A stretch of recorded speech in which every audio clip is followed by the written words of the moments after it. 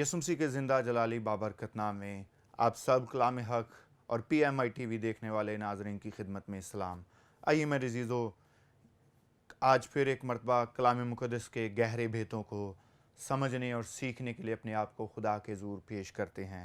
आइए मेरे साथ निकालिए योएल नबी का सहीफ़ा दूसरा बाब और 18वीं आयत मुक़द्दसा हम तलावत करेंगे। योएल नबी का सहीफ़ा दूसरा बाब और 18वीं आयत में यूँ लिखा है, तब खुदावंद को अपने मुल्क के लिए गैरत आई और उसने अपने लोगों पर रहम किया। खुदावंद अपने कलाम के वसीला से हमें बरकत अता फरमाए। आमीन आमीन। मेरे अज़ीज़ों, बड़ा आम मुहावरा है, बोला जाता है, उम्मीद पर दुनिया कायम है। और ज़िंदा खुदावंद ही हकीकी और पायदार उम्मीद का सरचश्मा है। योएल के अयाम में, यानी कि योएल के सहीफ़े के अयाम में यहूदा की जो सल्तनत थी तबाही और बर्बादी का शिकार थी। फसलें तबाह और खेत उजाड़ थे। कहत और बीमारी ने तबाही मचा रखी थी।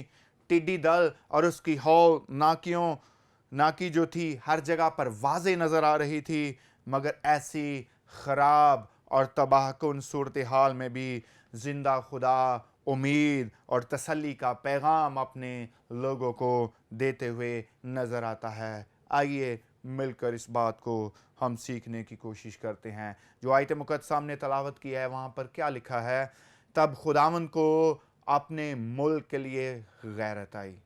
अपने मुल्क के लिए खुदा को क्या आई? गैरत। तब, ये कब की बात है? कब ये हुआ कि खुदा को अपने लोगों पर गैरत आई? ये किस वक्त की मेरे अज़ीज़ों बात है? जब इसी दूसरे बाब की 17वीं आयत देखते हैं तो वहाँ पर लिखा है, काहिन यानी कि खुदावंद के खादिम ड्योड़ी और कुर्बानगाह के दरमियान गिरिया जारी करें और कहें, ऐ खुदावंद अपने लोगों पर रहम कर और अपनी मेरास की तौहीन ना होने दे। ऐसा ना हो कि दूसरी कौमें उन पर हुकूमत करें। वो उम्मतों के दरमियान क्यों कहें कि उनका खुदा कहाँ है? कब खुदा को गैरत आई? जब खुदा के लोगों ने खुसूसियत के साथ, यहाँ पर दर्ज है, खुदा के जो ममसूक काहिन थे उन्होंने खुदा के ज़ूर में आकर दुआ की और खुदा से रहम की अपील की है और कहें, ऐ खुदावंद अपने लोगों पर रहम कर। दुआ की है, गिरियाजारी की है और खुदा को कहा है अपने लोगों पर रहम कर। मेरे अज़ीज़ों, किसी स्कॉलर का कहना है, if the people will do their part, God will be sure to do his part. इसका क्या मतलब है कि अगर खुदा के लोग अपना हिस्सा पूरा करेंगे तो उनका खुदा ज़रूर ही अपने हिस्से का काम पूरा करेगा। ये दुआ का जवाब था बनी इसराइल के लोगों की कि खुदा ने अपने मुल्क के लिए, उस खुदा को गैरत आई और उसने अपने लोगों पर रहम किया। और यहाँ पे बड़ी एक ज़बरदस्त बात जिसकी तरफ मैं आपकी तवज्जो चाहता हूँ, तब खुदावंद को अपने मुल्क के लिए गैरत आई। गैरत मुल्क के लिए आई है और रहम लोगों पर किया है। और जो मुल्क के लिए गैरत है उसके लिए इब्रानी का लफ्ज़ काना इस्तेमाल हुआ है मेरे अज़ीज़ों। और जो लफ्ज़ काना है ये बड़ा गौर तलब लफ्ज़ है। इसका मतलब है खुदा का दुरुस्त, जायज़ और रास्त गुस्सा। खुदा किन मानों में ये गुस्सा, इस तौर पे रास्त गुस्सा खुदा का है? खुदा के रास्त गुस्से को खुदा की गयूरी कहा गया है। खुदा के रास्त गुस्सा जिसके लिए लफ्ज़ काना इस्तेमाल हुआ है मेरे अज़ीज़ों, इसका मतलब है कि खुदा का गयूर होना। और खुदा किन मानों में गयूर यहाँ पर हमें नज़र आता है? वो अपनी ज़ात के जवाहर से इस हद तक वफ़ादार है कि वो कोई और दूसरी चीज़, कोई और दूसरा रिलेशन, उस इत्तेहाद को, उस यूनिटी को अगर तोड़ने की कोशिश करता है तो खुदा गयूरी में आता है, खुदा को गैरत आती है और खुदा गुस्से होता है। इसीलिए खरूज की किताब 20वें बाब की 5वीं आयत में खुदा ने शरीयत में फरमा दिया था कि तू उनके आगे सिजदा ना करना और ना उनकी इबादत करना, क्योंकि मैं खुदावंद तेरा खुदा गयूर खुदा हूँ और जो मुझसे अदावत रखते हैं उनकी औलाद को तीसरी और चौथी पुश्त तक سزا دیتا ہوں۔ پھر استثنا ہی میں ایسا ہی کچھ لکھا ہوا ہے 5ویں باب کی 9ویں آیت میں، میرے عزیزو، میں خداوند تیرا خدا غیور خدا ہوں۔ خدا کو جو غیرت آئی اپنے ملک کے لیے، وہ ملک جو وعدہ کا سرزمین، وہ وعدہ کا ملک جو اسرائیل کو دے دیا گیا تھا، اس ملک کے لیے خدا کو غیرت آئی ہے، اور اپنے لوگوں پر خدا نے رحم کیا ہے۔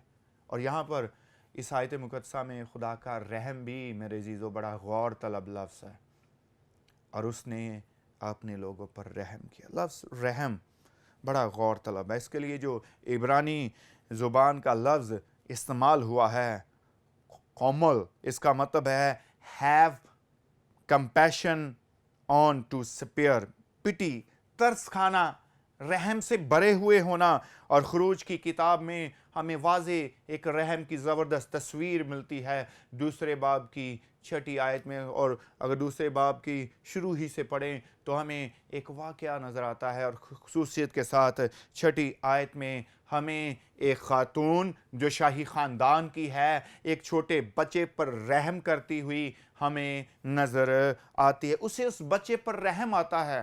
جب فرعون کی بیٹی بچہ موسیٰ کو پانی سے نکالتی ہے، وہ بچہ چھوٹا ہے اور صرف 3 ماہ کا ہے، اسے اس بچے پر رحم آتا ہے۔ اور دیکھا جائے تو اس بچے کا کوئی بھی سٹیٹس نہ تھا، عبرانی بچے کے لیے کوئی امید نہ تھی۔ بادشاہ کا واضح حکم تھا، فرعون کا میرے عزیزو واضح حکم تھا کہ ہر ایک عبرانی بچے کو قتل کر دیا جائے۔ بچہ فریاد نہیں کر سکتا تھا، صرف 3 ماہ کا تھا۔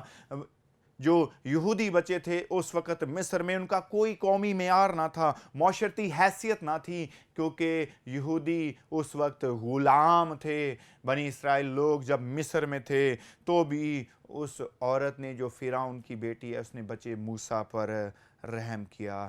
یہاں پر خیال کریں کہ وہ بچہ حقدار نہیں ہے رحم کا، تو بھی فرعون کی بیٹی نے اس پر ترس کھایا ہے، اس پر رحم کیا ہے۔ تو خیال کریں زندہ خدا اپنے لوگوں پر کیوں نہ رحم کرے گا۔ ایک اسکالر کا کہنا ہے کہ جب خدا کے لوگ ایک تبدیل شدہ رویے، توبہ اور شکستگی کی روح کے ساتھ خدا کی طرف رجوع لاتے ہیں تو وہ ان پر رحم کرتا ہے۔ آمین۔ خدا ان پر کیا کرتا ہے؟ رحم کرتا ہے۔ یہاں پر یہی کچھ 2 باب میں ہمیں ملتا ہے۔ کاہن خدا کے حضور گریہ زاری کرتے ہیں، کاہن خدا کے حضور رحم کی دعا کرتے ہیں، خداوند کو کہتے کہ اپنی میراث کی توہین ہونے نہ دے، ایسا نہ ہو کہ دوسری قومیں ان پر حکومت کریں اور وہ جو ہے امتوں کے درمیان کہیں کہ ان کا خدا کہاں ہے۔ انہوں نے فریاد کی ہے، شکستہ دل کے ساتھ خدا کے حضور میں آ گئے ہیں۔ اور اگر میرے عزیزو خدا کے رحم کی مثالیں یوئیل کی کتاب میں دیکھیں تو ہمیں واضح مثالیں نظر آتی ہیں۔ 2 باب کی 20ویں آیت میں آپ کے لیے تلاوت کروں گا۔ خدا کیا کہتا ہے؟ اور شمالی لشکر کو تم سے دور کروں گا اور اسے خشک بیابان میں ہانک دوں گا۔ جو فوج حملہ کرنے والی ہے، شمالی لشکر جو اسرائیل پر چڑھائی کرنے والا ہے، خدا دعا کے جواب میں کہہ رہا ہے، خدا اپنا رحم دکھا رہا ہے اپنے لوگوں کو کہ میں جو شمالی لشکر ہے ان کو دور کر دوں گا۔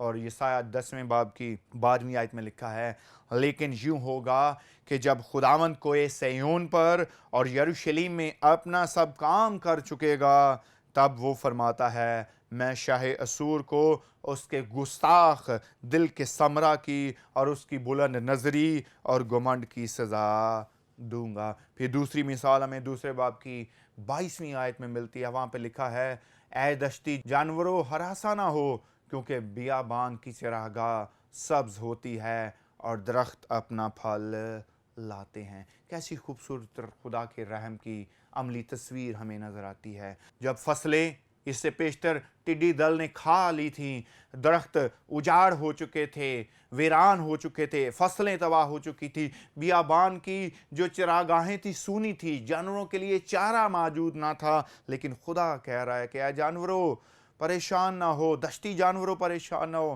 کیونکہ بیابان کی جو चरागाह सब्ज होती है, दरख्त अपना फल लाएंगे।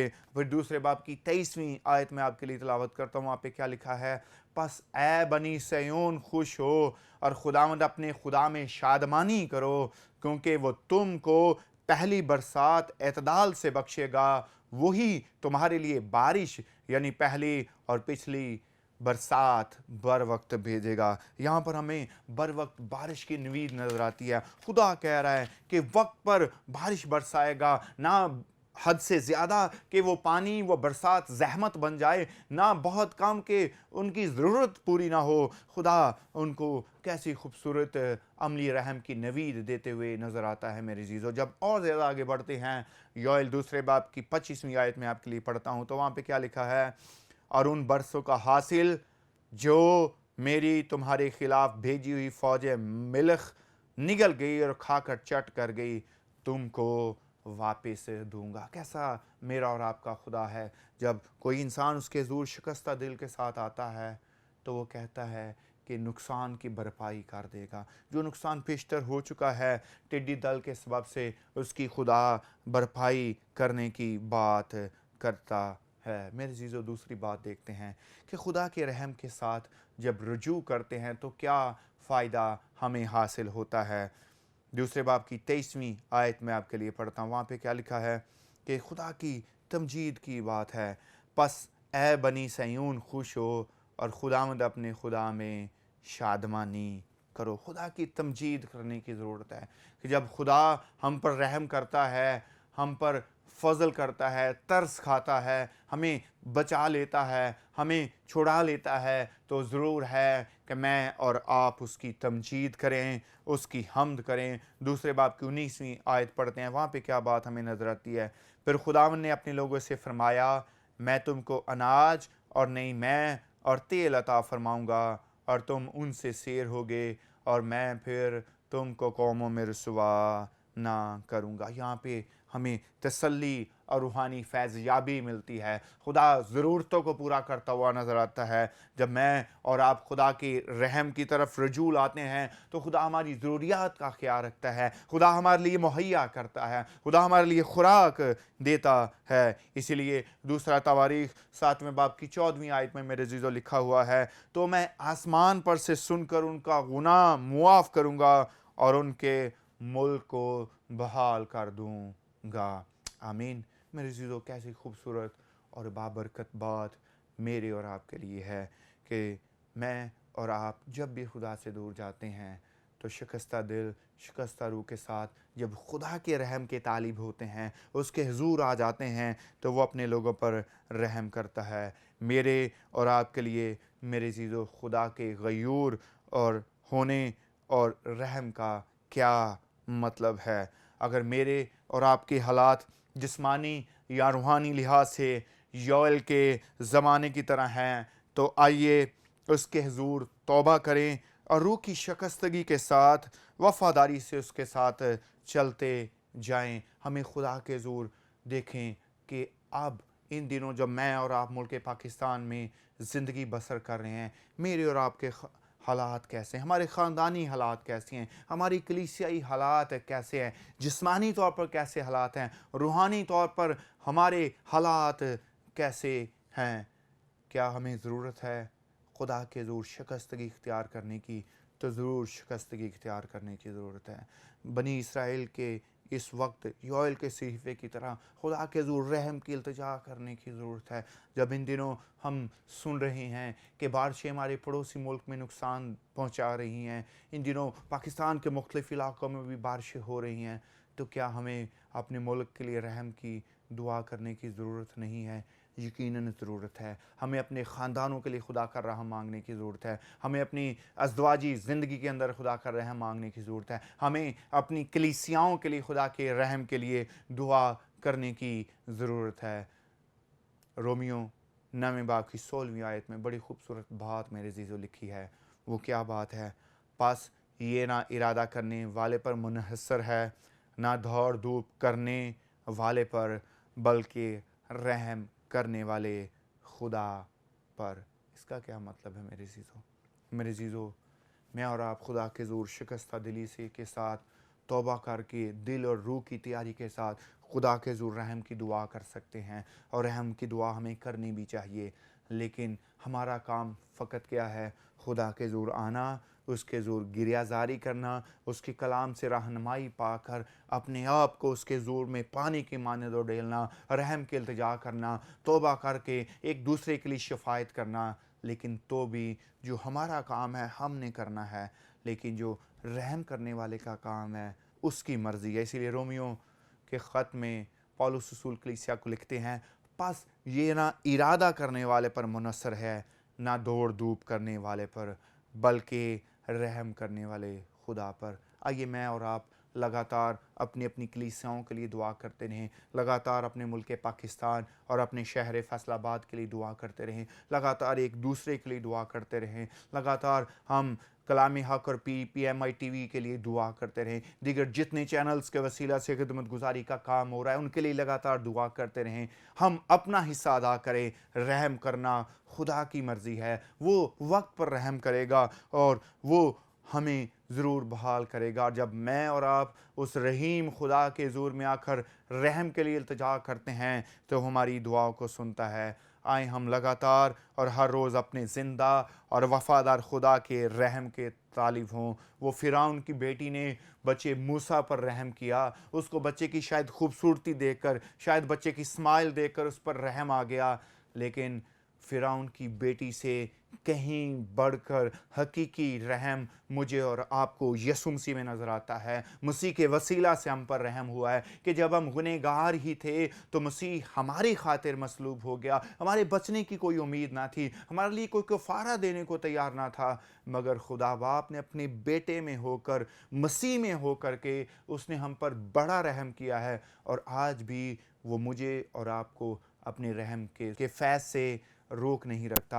हम पर रहम जारी करता है, हमें अपनी रहमत के वसीला से संभालता है और सलामती देता है। आइए मेरे अज़ीज़ों, इस बात को हमेशा याद रखें, जब खुदा के लोग उसके हुज़ूर आकर उसके रहम के तालिब होते हैं तो गयूर खुदा, वफ़ादार खुदा ना सिर्फ़ अपने लोगों पर रहम करेगा, बल्कि क्या लिखा है दूसरे बाब की 18वीं आयत में, तब खुदा उनको अपने मुल्क के लिए गैरत आई और उसने अपने लोगों पर रहम किया। आज भी जब मैं और आप खुदा के तालिब होंगे तो खुदा को हमारे मुल्क पाकिस्तान के लिए भी गैरत आएगी और अपने लोगों पर खुदा रहम करेगा। खुदा अपने कलाम के वसीला से हमें बरकत दे। आइए दुआ मांगते हैं।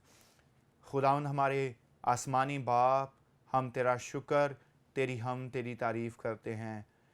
तू जो रहम से भरा हुआ खुदा है, तू जो मेहरबान बाप है, तू जो शफ़ीक बाप है, हम तेरा शुक्र और तेरी हम्द और तेरी तारीफ़ करते हैं।